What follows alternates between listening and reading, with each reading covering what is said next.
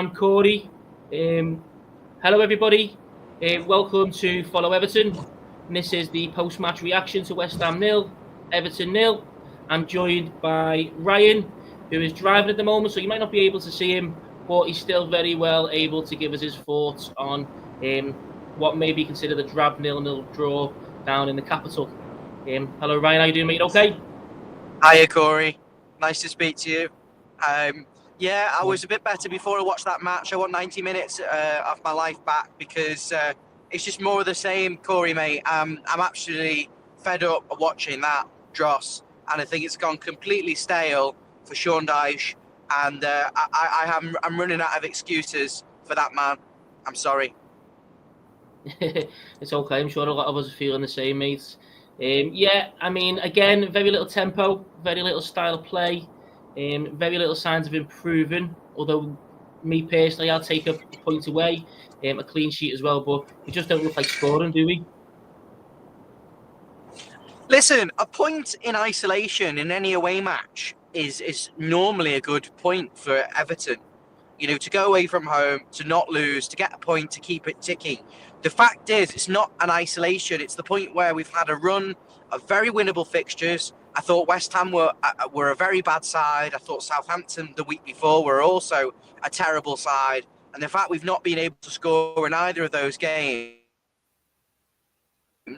I don't know how we are attempting to score. I don't know what the style of play is. I don't know what the strategy is. And then to draw with the context, I'm sorry, mate, but I think it's a shit result. I thought last week was a shit result, and I've lost patience. In isolation, yes, you can argue a point away from home against West Ham isn't too bad, but collectively in this run of games, with not winning again, not scoring again against a poor team, and you know the manner of it at the end when Jordan Pickford had to make 2 or 3 world-class saves to keep us in, all coming from our own errors. It's sickening. Yeah, you're correct. West Ham very much looked there for the taking, didn't they, mate? They also had absolutely no tempo. The fact that they had much worse stats than us, way less possession. I think if I'm a West Ham fan, I'm even more fuming than I am as an Everton fan. But they were there for the taking, and once again, we just can't capitalise against what is essentially a weaker team. I have no words to say about the fact that we couldn't score a goal, other than the fact that I don't quite understand what we're trying to do. You look at Calvert-Lewin up top, it's the same stupid sort of ball into the channel for him to do nothing with. And then you look and you see the overloads of the likes of Mikalenko, and you think there's just every single time he goes into the final third, the end product is just so poor. You've got Ndiaye isolated, playing like a left back, playing in positions where he can't affect the game, either too deep, too defensive. Lindstrom, who I thought in the first half was full of energy, but has got nothing about him other than a bit of a headless chicken style of play. Gives it away. Players not on the same wavelength. And then I thought Jared Branthwaite was a bit shaky in defence, but grew into it. There's only 4 players that I think did okay, but then the more I think about it, Garner-Gay responsible for giving the ball away quite a lot in that midfield when we get turned over, and West Ham could have scored and should have scored. And I think we'd have lost that game.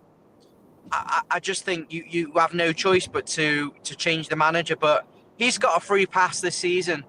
He can draw every match, get 38 points, draw, and he'll have done his job, and he'll walk away with a bonus at the end of the season. Yeah, you're correct. I think in regards to Aziza as well, I think he looked very, very good the first half. He looked brilliant, to be fair. He was running the show, great touches, great bit of passing, but he was you'd seen dead on his feet, and he was very, very slow, very, very wasteful.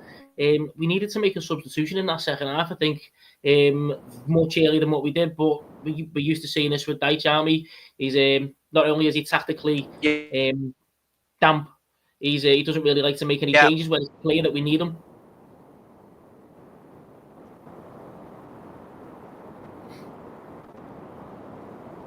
So, yeah. Can you hear me? Yeah, I can hear you now, mate. You went a little bit quiet there. So, I didn't say anything. If I go off, just keep talking and going, because no worries, mate. No worries. It's out of my control tonight. No, that's fine, mate. Unfortunately, everything's in my hands today, guys. So I'll be looking after you. Leave us a comment. Let us know how you think the game went. Mr. Blue Skies, agree with yourself. We were much better first half. They were better second half. I do think a lot of that, though, was down to the substitutions made. Again, 60-odd minutes, they made changes. And the impetus just completely changed. They kind of put a lot more pressure on our midfield. That's when Gay was making their mistakes. But once again, we don't make anything until gone 70-odd minutes. And even then, it's like for like with Calvert-Lewin off the point. What I thought was in the first half, Everton were the better team. They were the one who were dominating and they were the one controlling the match, but couldn't find the goal because the end product, the final pass, you saw when Decore went through on goal, he should have scored. You see the same sort of sequence from other players. Lindstrom just not got that quality in the final third, and I thought we were lacking probably an extra body in the box, just someone to cause a bit of an overload, a bit of havoc for West Ham. And I thought it was inevitable, even though they've got no atmosphere in that stadium and they're not playing well. And I think that manager, Lopetegui, will lose his job inevitably very soon. West Ham came back into the match, which was inevitable, really, because they're at home and they made the substitutions because it was a point. And you thought at that moment, have we lost the opportunity to go and do it? Because they've recognised how poor they were. They're going to change it around, and they did. And West Ham pressed higher, they won the ball back, they turned us over, waited for us to make mistakes, and should have punished us 2 or 3 times. And if not for Pickford, we'd have lost that game. But they were the better team in the second half. We were the better team in the first half. I just sit here extremely frustrated that another match, I don't really care about the clean sheet. We're not winning games. This is the 11th match and we've won 2 matches. It's not good enough. The manager's got to go. I've seen enough. I've had enough. There's no excuses. Get rid. The football's turgid. He's not likeable, and the results are poor. I've got no case to give the rest of the season. I think we'll just sleepwalk. The December fixtures will get shredded to bits by Liverpool, by Arsenal, by Man City, and we'll be probably rock bottom on Christmas Day if we don't do something about it. Yeah, no, not everyone will agree. I can imagine most people agree with you, mate. The only saving grace would be that hopefully other teams can do worse than us, but we can't really rely on 3 teams being worse than us. We can't rely on just about scraping it against 3 teams, and hopefully they get worse results than ourselves, especially when, as we've seen, we've had the easiest run of games compared to anyone else. It's looking dire at the moment, isn't it? But can you really see us getting rid of him? Certainly before the Freakins come in. No. Yeah, they're in a lovey-dovey relationship, him and Thelwell. They're kind of protecting each other. I look after you for being shit. You look after me for being shit. The 2 of them look after each other, and they'll cobble the way through to the end of the season. We've got to have some sort of change. But there's no way we can spend, what have we spent £750 million on this stadium, this wonderful new stadium, to have a fresh start. If that's what it's all about, getting there and having a fresh start. If we're going to persist with awful football, awful manager, awful attitude. Look, he's not as bad as Lampard, who was a calamity every week. He's not as bad as Silva in his worst days. He's not as bad as Koeman in that. Well, you could argue Koeman was probably sacked premature. Silva was possibly given, in hindsight, possibly the right man. Needed a bit more experience, but I don't think he's horrendous. But that's only because I've seen Everton losing 4-5-0 every bloody week. In recent managers like Rafa Benitez and stuff. So I don't know. He's not doing enough this season. 11 games, 2 wins. It's poor. He won't get sacked. He's got a free pass. Yeah, I think the motto is very much stay safe, get to the new stadium, isn't it? That's literally the only thing our board really cares about at the moment. So can you actually see the Freaking group sending him on his way when they come in December? Do you reckon there's anything in the pipeline from their side of things to get rid of him? Maybe change things up? I think they'll get rid of him, but at the end of the season. Yeah. It depends how ruthless they are, and it depends who's available. He'll certainly get a free pass through December. I said to Chad in the pre-match that I think there's no reason they're gonna bring anyone else in when we've got that absolutely terrible run of fixtures anyway. So whether they just throw some money. What's that? There's no one there to sack him. Yeah, and even if there was, even if it was that terrible, if you're a manager, you're not going to want to come in and face City, Liverpool, etc. when you first come in, you want that little bit of momentum. So I think he survives definitely till January. I think he makes it the rest of the season as well. We're just in that very, very horrible place of limbo, isn't it? Where we're all going to be calling for his head, but we all know nothing's going to happen unless it really is rock bottom. It's civil, it's not toxic. I'm just saying the football's not very good. I don't know what we're trying to do. I don't know how we're being coached. I think he's got some decent players.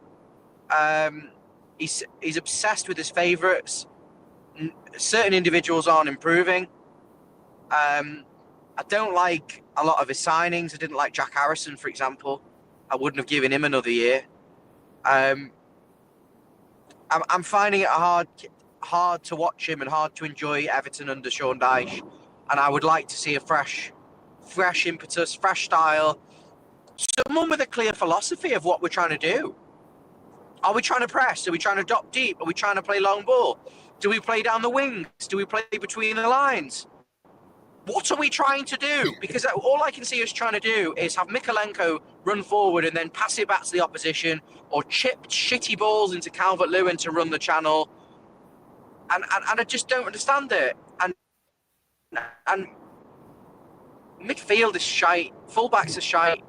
I'm quite angry actually that I've had to sit through another 90 minutes of that sort of style of play. I thought we would have just gone at West Ham, pressed them high up the pitch and just completely dominated. But you can argue in the first half we did, Corey. I mean, what do you think? I think it was a better game than Southampton, better performance than Fulham, but that's an extremely low bar, isn't it? I'm not as angry as yourself because if you've seen the pre-match, I pretty much predicted a 0-0 or a 1-1. I predicted a very drab game. So there's nothing lost from my side of things. It's very much what I expected. Maybe I'm just apathetic to the whole situation now, and I just know it is what it is. Kind of accepted my fate of having to watch Dyche ball for at least another couple of weeks, if not 6 months.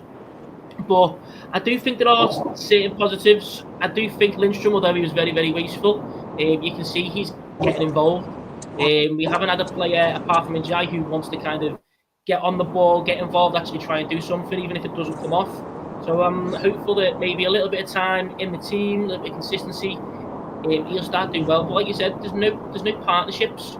All the best teams have really good partnerships, whether it's on like one wing between two forward men. There's no style of play, there's no shapes. I've said this for weeks that whenever we do something, whenever we score, it's individual brilliance. It's a magic moment from someone. It's not due to us breaking down lines or the system that's getting us in. I think Branthwaite coming in certainly made us look a lot better. He was a bit shaky at times, but mainly going forward it looked better because there was a couple of times he broke their lines with a pass forward to Njai, which then got us through. Mykolenko was willing to go forward a bit more, which is better, but he was very, very wasteful on that left-hand side. And then the second half, again, the tide just turns because we don't do anything. We don't change anything when even if we're in the ascendancy, we don't change anything to keep it fresh.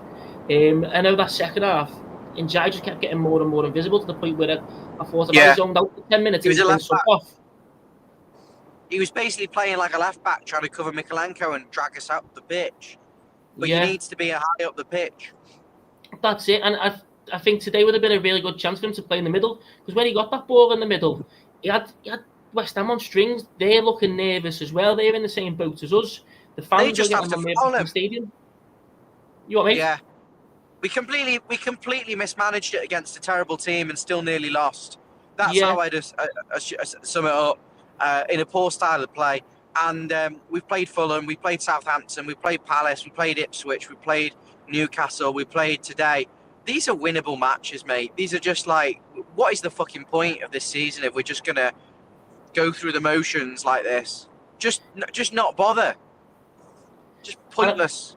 And I think that's what gets a lot of fans' backs up as well. We had enough points there to finish comfortably in and around the mid-table area with all the drama that went on last season. So we've brought in a couple of forward-thinking players, like Lindstrom, Njai, and we're not pushing ahead. It's Goodison's swan song. We should be attacking a bit more, but it's kind of ruining that legacy that we've got of Goodison.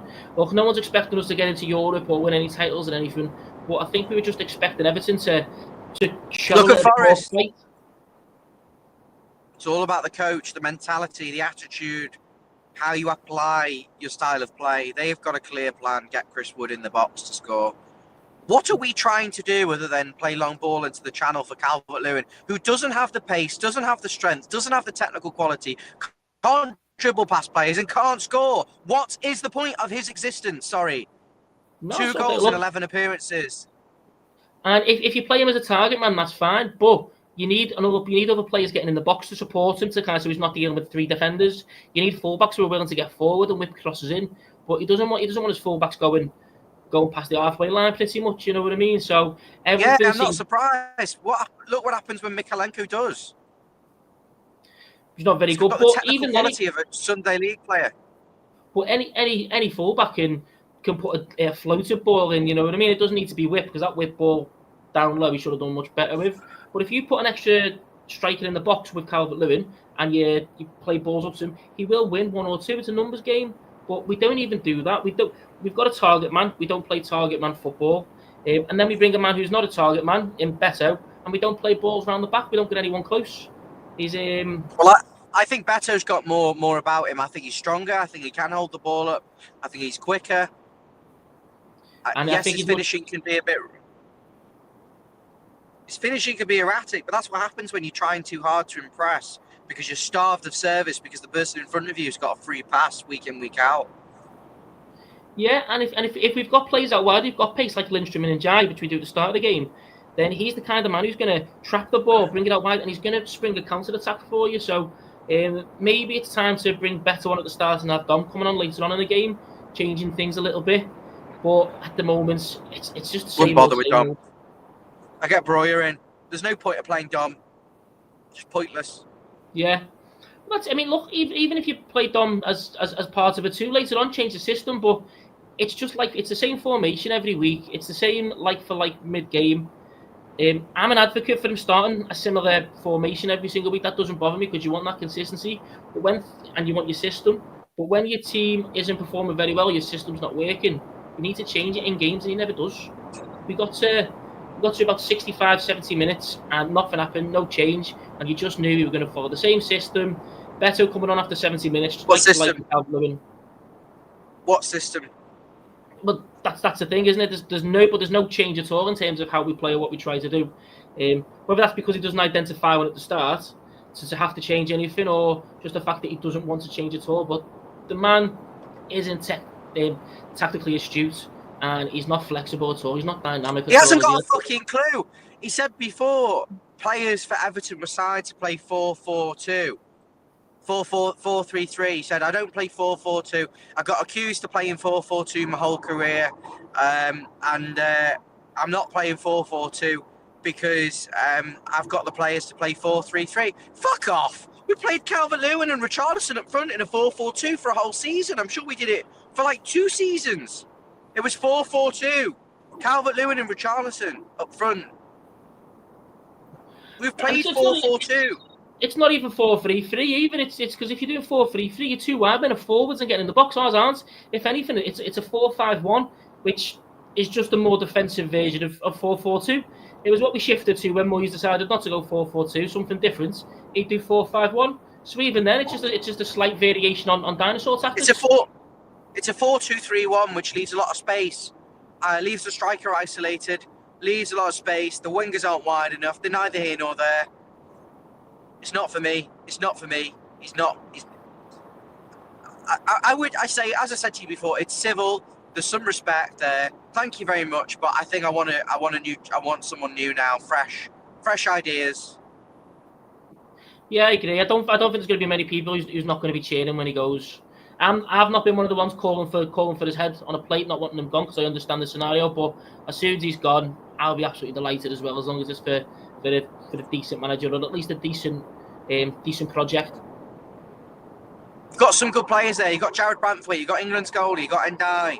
You've got players who've played for 100 caps for Senegal. Premier League experienced players.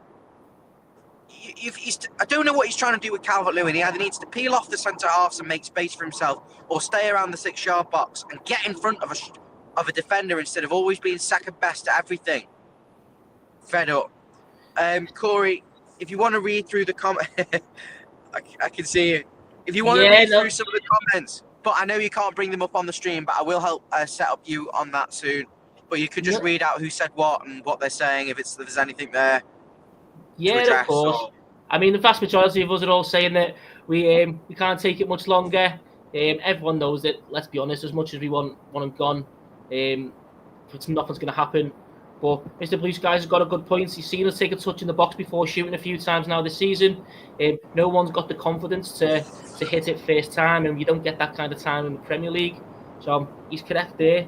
None of us are seeing a ruthless football team, are we? Everyone's taking that extra little touch before striking the ball. Yeah.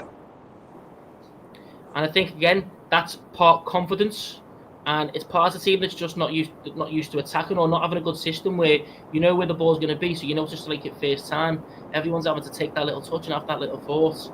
Again, it just shows how flat we are. Well, there were a couple of opportunities where we did hit it first time, but then there were other times where we're trying to score the perfect goal and we're delaying it and we're not making the right decisions.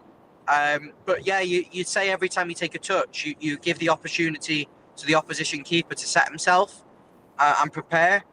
Whereas if you hit it first time, you've got, you can kind of catch him off guard. But and I think again, it's due to lack of relationships as well. If you think back to when we had Pienaar and Baines, they were almost telepathic, and they didn't need to know where the other one was because they just know they were going to be in that position. When you do that, you can just hit the ball. They practiced. Yeah, exactly. They practiced and practiced and practiced, and I don't think we practice. Yeah. All we do is that fucking stupid game where we play like one touch around the piggy in the middle, and then Michael Keane smashes it in from 40 yards. Like, that's going to make a bloody difference. That is not reality. Yeah, it is. It's the tempo, it's the training. There's absolutely no pattern of play, and that's why our players, like Danny Ellis says here, it's a hoof system. If we can't get over quickly in a couple of passes, then we go back to the keeper, hit it long every single time, and look, it worked for a while when he first come in, but teams are very much onto that now. You've got to change things up. You've got to be a bit more dynamic. Yeah, I think the squad is decent. I think the squad could finish mid-table under a good manager. Yeah, there's individual players there who can play well, and you see good bits from them. We've said Branthwaite, is this a kind of game at the start was very, very good.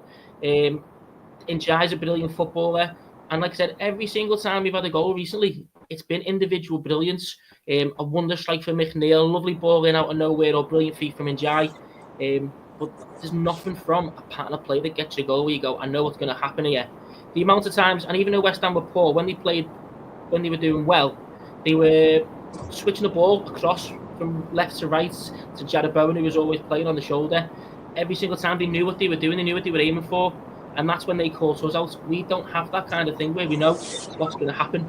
We don't have any triangles on the pitch to pass around anyone, which helps break teams down, drags them out of position. Yeah, there's just no pattern of play at all. Jared Bowen really well for large spells. But that was West Ham with a lot of injuries. Mohamed Kudus, who's an outstanding player, wasn't playing. I just think the game was there for the taking. West Ham were really poor, and then we gifted it. We should have lost, and we should have gifted them that. And then we'd be sat here fuming. Yeah. I mean, if you look at the way the game went, at times we were the much better side, but even then, when we were the better side and we looked like we had more of the ball, they still attacked us. They cut through us like a knife through butter. We were making mistakes. Even when we're on system, top, the 4-2-3-1. Yeah, even when we're on top, we can't. We still don't dominate, even though when we're on top, teams can always get a counter attack on us. If we don't score when we need to, then you just know that teams are going to come back at us. It's almost prophesized, isn't it, when you're watching the match? Again, get a new manager. The 4-2-3-1 just leaves you with a lot of space in front. Striker who's isolated and spacing behind both opposition the wide number 10s, if you like. Yeah, there's too many lines, isn't it, for midfielders to get behind, to get in between and kind of hurt us. And the fact that when we attack, then we're so flat, there's no tempo, no one moves. Mr. Blue Skies, again, we're way too predictable, we're easy to play against because There's no set patterns of play. There's nothing that we can work on to drag people out of position. We're just flat, side to side, long ball. That's it.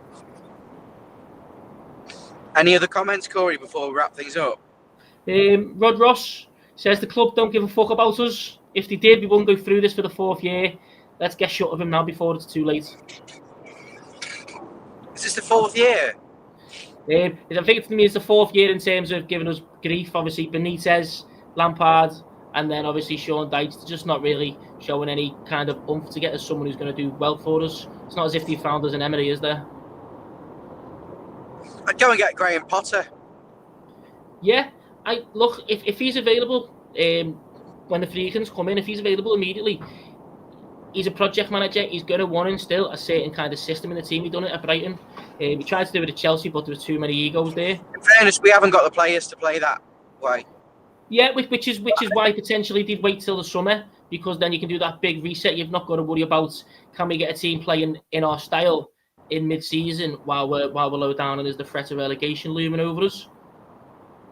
So the question is, would anyone actually have Moyes? Does anyone think he could be a progressive system kind of manager? Because if he is, then we could get him in immediately, but I just don't think he's that kind of long-term solution for us. I'd take Moyes until the end of the season at this point. I would give him an opportunity to earn his deal. I don't think Moyes would do that. I think, especially after what happened at West Ham, he'd want guaranteed. I think he'd want at least this year and next year. I think he'd come on a 6 months. I think he would. For Everton, he would. I do think that's what I'm manager 3 times before. Yeah, true. And the fact that, look, it's Goodison's last season. I know he did an interview with the Echo, didn't he? And you can see how much he loves the club. So with it being Goodison's last season, it wouldn't surprise me if he wouldn't mind being that guy to lead us into the new stadium, or at least to say goodbye to the Gladys. But I just don't know if he's that kind of guy. I think he'd want guarantees of coming in for an extra year. Well, if he stayed up, maybe he could have a clause of 1 year. Yeah. I don't know. But then again, I don't know, mate. Yeah. I just think there's no one there immediately, apart from Potter, if he wanted to come in, that we could get in. I do think we're stuck with him till the end of the season. There's not much we could do. We're just having to kind of... Yeah, but we're screaming into the wind, aren't we? We're not football scouts. You know, what are we paying that director of football to do? Search for the best talent, and he should have a rota. He should have a list of managers that he knows are interested through agents that want that Everton job, want Premier League jobs, that are capable coaches. So we're not going to start coming up with names. I don't watch the Bundesliga, and I'm not going to go, oh, this manager who is brilliant, he took the team from the second division up and he stepped them and all this sort of stuff. I'm not that. I'm just going to pluck a name out, Graham Potter, because he's the bloody only one I can think of. But someone who knows about football in terms of how it works to that regard and isn't a fan, there should be someone out there who can make a difference to us now. Yeah, I mean, there's a couple of managers out there. I know in the Bundesliga, I couldn't think of the name, but I know the Stuttgart manager. He had a really good season last season. He plays high-intensity pressing football, the kind of stuff that we'd like. I think he's having a little bit of a tough season this season, but even then, they're only down in mid-table where you'd expect them to be. So there's managers out there, and I'm sure he'd come to the Premier League with the chance of Premier League money as the new stadium and things like that, the glitz and glamour of it all. So there's certainly managers out there. I mean, I'm literally just plucking one from my head from watching a little bit of Bundesliga roundup shows the past couple of weeks. So look, if I can do that from a bit of TV, I'm sure the manager paid to that's his job, should be able to find a rota of people. But like I said, mate, it could just be we're waiting for the free agents to come in, number one, and we're waiting for the big reset next month. Are we pissing in the wind? All right, Corey, mate. Thank you very much. My pleasure, mate. Look, chin up. We go again. Up the toffees. Okay. See you soon, guys. See you guys. Thank you for joining. Bye, Corey.